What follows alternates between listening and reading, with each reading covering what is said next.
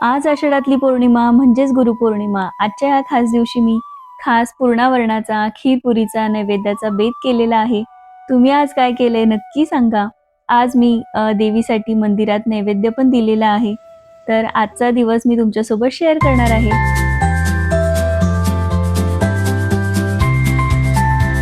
नमस्कार, स्वागत आहे सर्वांचं आपल्या सिम्पली वैशाली चॅनलमध्ये. सर्वप्रथम तुम्हा सर्वांना गुरुपौर्णिमेच्या खूप खूप शुभेच्छा. गुरु ब्रह्मा गुरुर्विष्णू गुरुर्देवो महेश्वरा गुरुर साक्षात परब्रह्म तस्मै श्री गुरुवे नमः.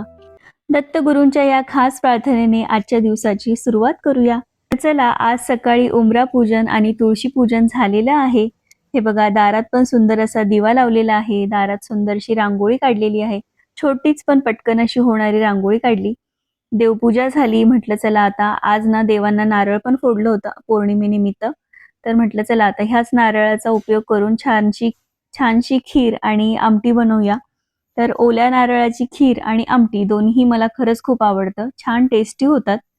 तर अशी आता सुरुवात करते आहे स्वयंपाकाला. देवपूजा पण झालेली आहे. तर जवळपास 10 वाजले होते. स्वराला स्कूलला सोडवून आले. स्वराचा आणि स्वराच्या पप्पांचा टिफिन बनवला. देवपूजा झाली, घरातली कामं झाली, उंबरा पूजन झालं. आता खूप थकवा आला होता. म्हटलं स्वयंपाकापूर्वी ना थोडासा चहा करूया. तर हे बघा, आता कुकर पण लावू एका बाजूला. म्हटलं चहा उकळतोय तोपर्यंत. तर वरण भाताचा कुकरही लावायला घेतला. पुरणासाठी डाळ पण शिजवून झालेली आहे. तर आज ना मला खूप कमी वेळात आहे ना पटकन असा भरपूर स्वयंपाक करायचा आहे. नैवेद्य म्हटला ना की भरपूर आयटम असतात, तुम्हाला तर माहितीच आहे. आणि स्वयंपाक कितीही क्वांटिटी कितीही लोकांसाठी असो, पण वेळ तेवढाच लागतो. तरी आता जेवढा शक्य होईल ना तेवढा कमी वेळात मी फास्टमध्ये स्वयंपाक करणार आहे आणि किती कमी वेळात मी हा स्वयंपाक केलेला आहे हे तुम्हाला दाखवणार आहे. तर चला, अशीच सोबत राहा. तर हे बघा, आता कुकर लावून घेते मी. इकडे चहा पण उकळलाय, पटकन गॅस पण बंद केला. म्हटलं आता वरण भात एका बाजूला लावला ना, कुकर एका बाजूला लावला ना, की तोपर्यंत माझा चहाही घेऊन होईल. तर असं चाललं होतं माझं. आषाढ महिना सुरू झाला ना, की सर्वांना आषाढी एकादशी सोबतच आखाड तळण्याचे किंवा आषाढ तळण्याचे वेध लागतात. तर आखाड तळणे किंवा आषाढ तळणे हे महाराष्ट्रामध्ये खूप प्रचलित आहे. शब्द तर वेगळे आहेत, पण अर्थ त्याचा एकच आहे. प्रत्येक घराघरात आषाढ तळला जातो आणि याचा शास्त्रीय कारण आणि पारंपरिक कारण मी तुम्हाला सांगणार आहे. तर हे बघा, आता चहा घेतेय मी, तर या चहा घ्यायला. चहासोबत थोडंसं काहीतरी खाऊया म्हटलं. तर हे बघा, थोडीशी पेटपूजा पूजा झाली ना, की जरा काम करायला पण तरतरी येईल. तर हे बघा, आता खिरीपासून सुरुवात करते आहे, गोडपासून. म्हटलं स्वयंपाकाची सुरुवात आहे ना गोडपासूनच करावी. दरवेळेस मी अशाच पद्धतीने करत असते. तर आज असं देवीच्या आवडीची मखाण्याची खीर करणार आहे. तर देवीला आवडते ते तर आहेच, पण मुलांच्याही आवडीचा विचार करायचा असं मी ठरवलं, की माझ्या मुलांना शेवईची खीर आवडते. तर हे बघा, आता आधी मखाणे तळून घेतले, ते गार झाले. म्हटलं आता दूध, तांदूळ, थोडेसे तांदूळ भिजवले होते. म्हटलं तांदूळाची पण टेस्ट येईल थोडी, त्याच्यामध्ये घट्ट होईल खीर, असा विचार केला. आणि हे बघा, आता ड्रायफ्रुट्स घालून शेवयांसोबत याची पेस्ट अशी घालून घेतली. मखाणे, तांदूळ आणि दूध याची पेस्ट केली होती. आता गरम दूध घालून आहे ना छानपैकी खीर बनवून घेतली. आणि खरंच खूप कमी वेळात हा एवढा स्वयंपाक मी केलेला आहे. त्यासाठी म्हटलं चला तुमच्यासोबत शेअर करूया. जे काही बिगिनर्स आहे, ज्यांना स्वयंपाकाची अजून सवय नाहीये, तर कुठल्या स्टेप बाय स्टेप आपण स्वयंपाक करावा, तर याबद्दल मी तुम्हाला सांगणार आहे. मी माझी पद्धत सांगते. जर नैवेद्य बनवायचा असेल ना, तर सगळ्यात आधी मी गोड पदार्थापासून सुरुवात करत असते. तर आता गोड पदार्थाची सुरुवात म्हटल्यावर तर पुरण बनवायचं होतं, म्हणून मी काय केलं, आधी एका कुकरला आहे ना पुरणासाठी डाळ लावली होती. आणि जर 2 कुकर असतील ना, तर एका साइडला आपण वरण भाताचा कुकर लावू शकतो. आता तुमच्याकडे वरण वरण पण बनवत असतील तर वरण लावा किंवा फक्त भात लावला तरी चालेल. तर मी वरण भात बनवत असते, तर एका कुकरमध्ये वरण भात करून घ्यायचा, एका कुकरला डाळ लावून घ्यायची. असं एका साइडला आपलं हे होऊ शकतं. आणि सगळ्यात महत्त्वाचं, सकाळी उठल्या-उठल्या ना तांदूळ भिजायला घालायचे आपल्या खिरीसाठी. जर तुम्ही तांदळाची खीर बनवणार असेल तर. तर हे काही प्रिपरेशन असतात. हे करून ठेवले ना तर स्वयंपाक एकदम पटकन होतो. तर हे बघा, आता एका बाजूला खीर शिजतीये, तर एका बाजूला ना मी आमटीसाठी मसाला रेडी करत होते. कांदा, खोबरं भाजून घ्यायचं आमटीसाठी. लसूण निवडून ठेवलेत. हे बघा आता खिरीमध्ये थोडंसं केशर वेलची सिरप घालतीये. छान अशी टेस्ट आणि फ्लेवर येतो केशर वेलचीचा खिरीला आणि रंग पण खूप छान छान येतो. तर हे बघा कांदा खोबरं मी भाजून घेतलं, थोडेसे शेंगदाणे घेतले तळून घेतले आणि शेंगदाणेही तळून घेतले. त्यासोबतच ना धने, खडे मसाले म्हणजे हे बघा हे चक्रफूल आहे, याची पण खूप छान टेस्ट येते. धने, लवंग, वेलची आणि हे बघा आता टोमॅटो आहे ना मी असा भाजून घेतला होता गॅसवर. थोडेसे लसूण आणि आलं असं सगळं टाकून हळद, काळा मसाला, लाल मिरची पावडर हे सगळं घालून छानपैकी मसाला मी वाटून घेत असते आमटीसाठीचा आणि खरंच खूप छान आमटी होते, एकदम टेस्टी. मीठ आणि थोडी हिरवी मिरची घातली आणि कोथिंबीर. तर अशा पद्धतीने आमटीचा मसाला पण रेडी झाला.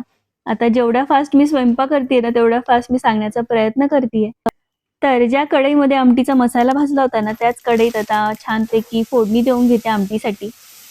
जिरे, मोहरी, हिंग, कढीपत्ता आणि आपण वाटलेला मसाला हे घालून आहे ना छानपैकी परतून घ्यायचं आहे आणि आपली डाळीचं जे पाणी आपण काढलेलं आहे आणि थोडीशी त्यात 1 चमचाभर डाळ अशी मी त्यात घातलेली आहे आणि एकदम टेस्टी अशी आमटी झालेली आहे. आमटी फोडणीला टाकून ना लगेच एका साईडला भजीचं पीठ मळायला घेतलं. त्यासाठी ना मी आधीच लसूण मिरचीची पेस्ट करून घेतली आहे, म्हणजे भजी आणि मेथीची भाजी हे दोन्ही मला करता येतील. आणि हे बघा आमटीचा मसाला तयार करताना ना मी भजीसाठी पण कांदा आणि कोथिंबीर चिरून घेतलं होतं.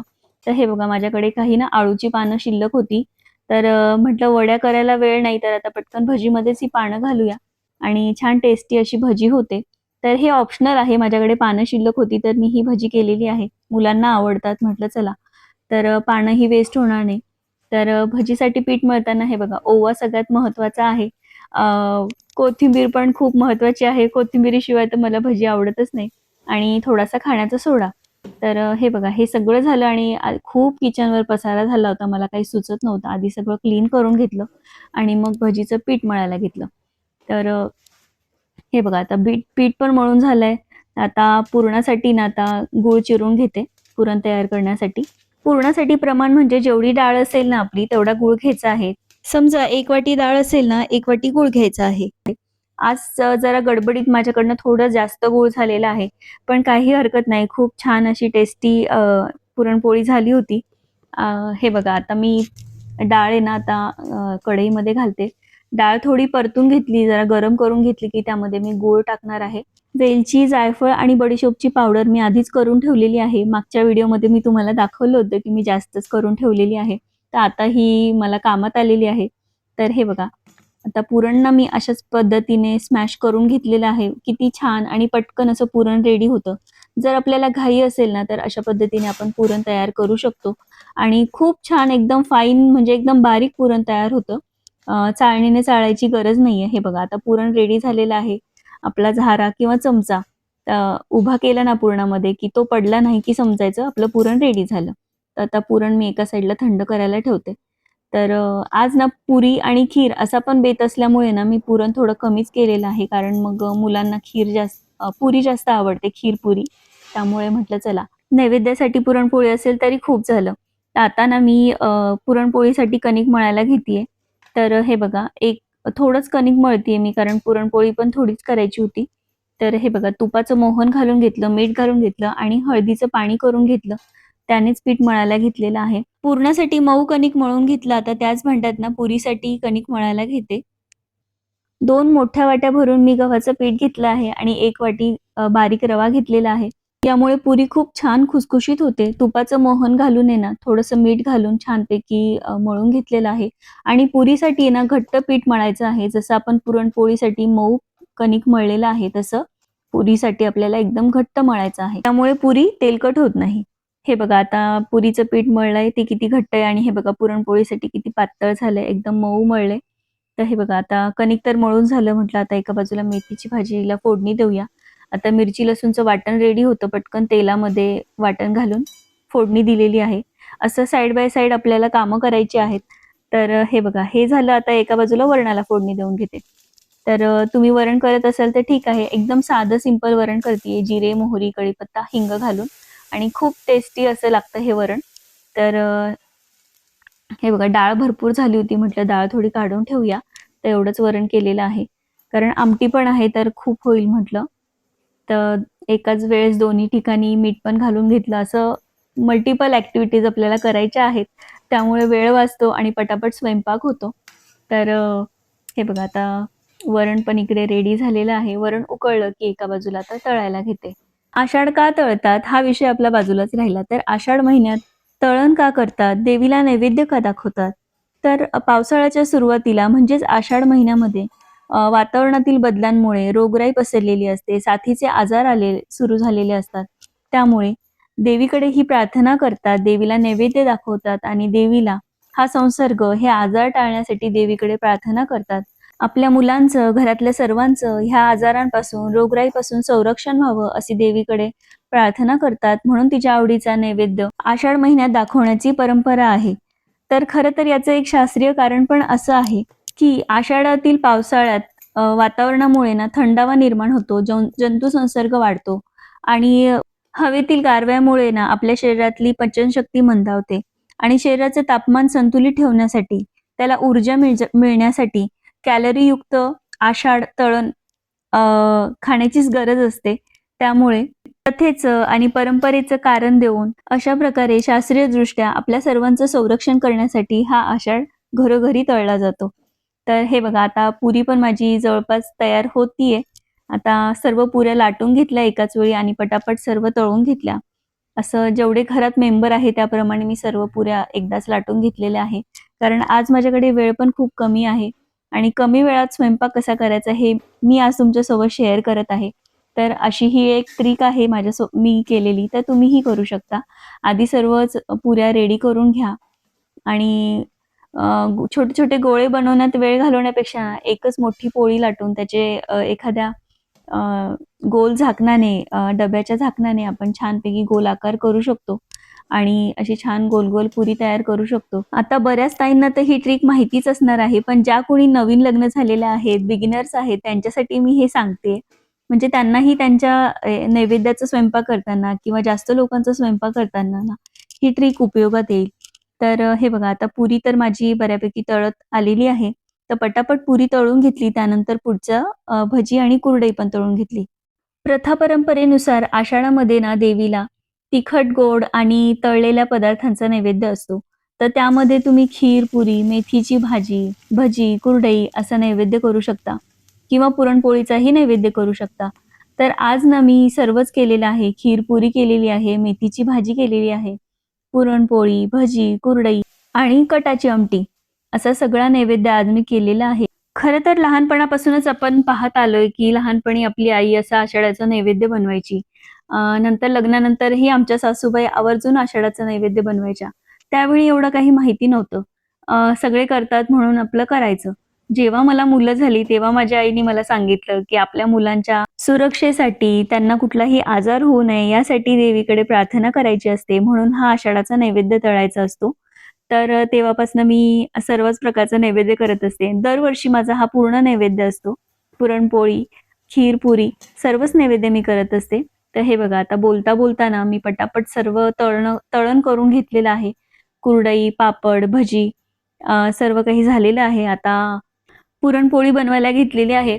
आता नैवेद्यासाठी ना मी छोट्या-छोट्याच पोळ्या बनवणार आहे. जेवढे नैवेद्य हवेत ना तेवढ्या पोळ्या मी आधी बनवून घेणार आहे.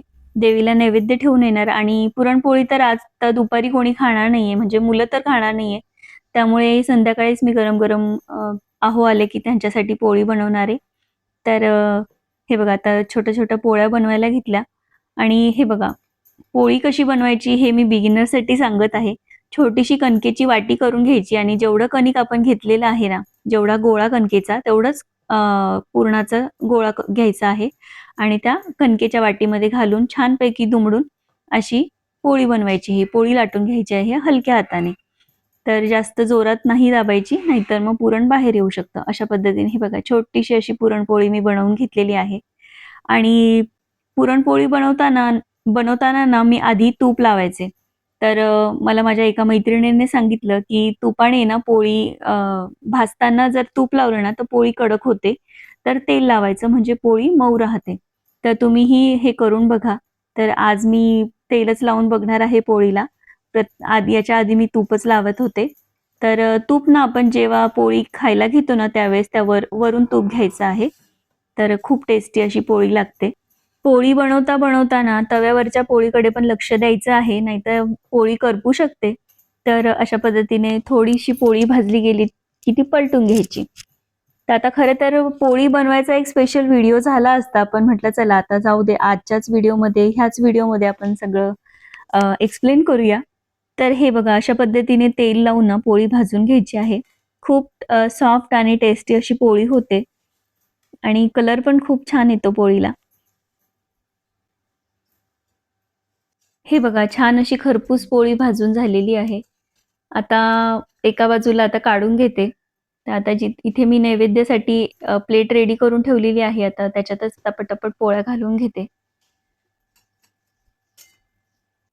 मोठ्या गॅसवर चांगली आलटून-पलटून पोळी भाजून घ्यायची आहे. एकदम खरपूस अशी पोळी तयार होते. हे बघा आता बोलता-बोलता ना तुमच्याशी सगळ्या पोळ्या मी तयार करून घेतलेल्या आहेत. तर आता नैवेद्य भरायला घेते. तर पुरी, पुरणपोळी असं सगळा काही नैवेद्य मी भरलेला आहे. वरण, भात, मेथीची भाजी, खीर आणि आमटी. तर देवीसाठी 5 नैवेद्य तयार करून घेतलेले आहेत. तर तिथे हनुमानाचं पण मंदिर आहे. तर गणपती आहे आणि महादेवाचं पण शिवलिंग आहे. तर असं सगळीकडे आणि देवीला 2 नैवेद्य अशा पद्धतीने मी 5 नैवेद्य रेडी करून घेतले आहेत. देवांसाठी पण नैवेद्याचं ताट रेडी केलेलं आहे आणि आता शेवटी तुपाची धार घालून नैवेद्य कंप्लीट केलेला आहे. तर चला आता नैवेद्य मी ठेवून येते. वरती देवांना आधी नैवेद्य ठेवून येते, मग मंदिरात जाणार आहे. तर आजचा हा संपूर्ण नैवेद्य 1 ते 1.5 तासामध्ये तयार झालेला आहे. मंदिर थोडं लांब आहे. मला गाडीने जावं लागणार होतं. म्हटलं चला अशा पद्धतीने आता जुगाड करते. आता डब्यामध्ये ना नैवेद्य अशा पद्धतीने भरून घेते. तर आता ह्या डब्यामध्ये ना 4च नैवेद्य बसलेले आहेत. म्हटलं एक नैवेद्य आता वेगळ्या डब्यात घ्यावा लागेल. आणि ओटीचं सामान असं सगळं काही मी पूजेचं ताट अशा पद्धतीने मी सगळं काही रेडी करून घेतलं. तर हे बघा आता वेगळ्या डब्यात ना हा एक नैवेद्य भरून घेते कारण यात अख्खी कुरडई पण ठेवलेली आहे. तर खरं तर देवाला नैवेद्य ठेवताना कुरडई अख्खी ठेवायची असते असं म्हणतात. तर आता मी एकाच नैवेद्यावर अख्खी कुरडई घेतली. आता मंदिरात पण आलेले आहे. तर सगळं काही आता एका बॅगेत भरून घेतलं. तर हे बघा आमच्या इथे ना ग्रामदैवतेचं मंदिर आहे. ग्रामदेवी आहे इथली.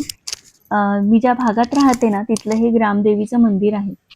तर इथे बऱ्याच प्रकारची मंदिरं आहेत. म्हणजे मी ज्या एरियात राहते ना तिथे मला कुठल्याच गोष्टींची कमतरता नाही असं म्हणता येईल. तर सगळ्या प्रकारचे देव, सगळ्या प्रकारचे मंदिर आहेत इथे आजूबाजूला. तर आता नैवेद्याचं ताट रेडी करून घेते मी आणि ओटीचं पण सामान रेडी करून घेते. किती शांत आणि प्रसन्न वाटतंय इथे. आज मुलांना म्हटलं होतं माझ्यासोबत या कोणीतरी, पण कसले काय मुलं येईच ना. म्हटलं मुलांचंही जरा पाया पडून आणले असते, पण मुलं ऐकत नाही. तर आजकालची जनरेशन त्यांना तर देवाचं काही करायचं म्हटलं की नकोच बोलतात. तर ठीक आहे आता आपण आपलं काम करायचं. मुलं सोबत आली असती तर जरा व्हिडिओ पण काढला असता मुलांनी, पण कसलं काय. म्हटलं जाऊ द्या आता सोबत येताना ट्रायपॉड घेऊन आले. आपलं आपणच थोडंफार शूट करूया म्हटलं. कारण तुमच्यासोबत शेअर करायला काय असणार आहे माझ्याकडे म्हणून म्हटलं चला. आज देवीसाठी आणि हनुमानासाठी कणकेचे दिवे पण बनवून घेतले. आज पौर्णिमा आहे म्हटलं चला आज हनुमानालाही दिवा लावूया.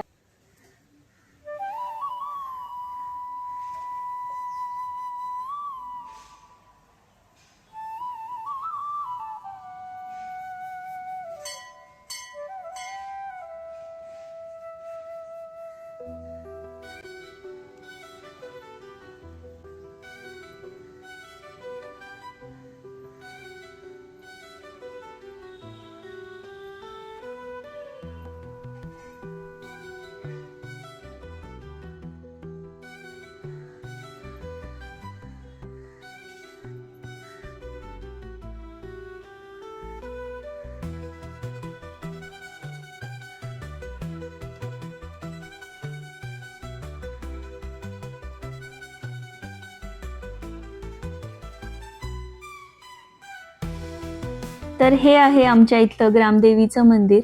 तर खूप जुनं मंदिर आहे हे. इथल्या लोकांची कुलदेवी आहे ही. तर हे मंदिर ना सकाळी सकाळीच बंद करतात लोक पूजा करून 9-9:30 वाजतात. तर बरेच जण असं मंदिर बंद असतानाच आता नैवेद्य ठेवतात, ओटी ठेवतात. त्याला काही पर्याय नाहीये. तर आज पौर्णिमा आहे तरी बघा ना त्यांनी मंदिर बंद केलंय.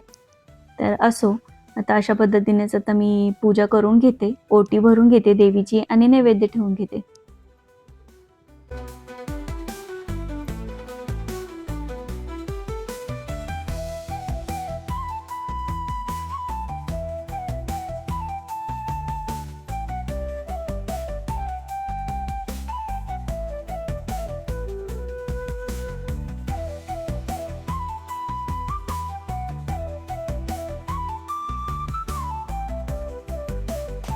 आता इथे कोणाला सांगायचं म्हटलं, चला आपणच नारळ फोडूया देवीला आणि देवीला नारळ ठेवत होते. पायऱ्या एवढ्या निसरड्या होत्या.